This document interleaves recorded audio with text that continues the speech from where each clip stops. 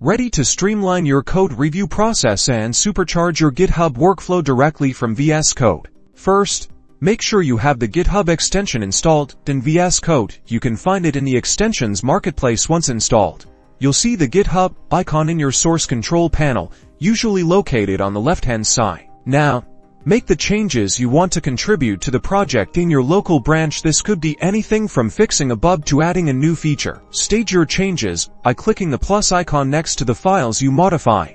Then write a descriptive commit message summarizing your changes and commit them. Push your local branch to your remote GitHub repository. You can do this by clicking the Sync Changes button in the bottom left corner of VS Code, or by using the push command. Once your changes are pushed, VS Code will usually display a notification prompting you to create a pull request. Alternatively, you can click the Create Pull Request button directly in the source control panel. This will open the pull request creation interface within VS Code. Here, you can add a title and a detailed description explaining your changes. You can also assign reviewers to the pull request.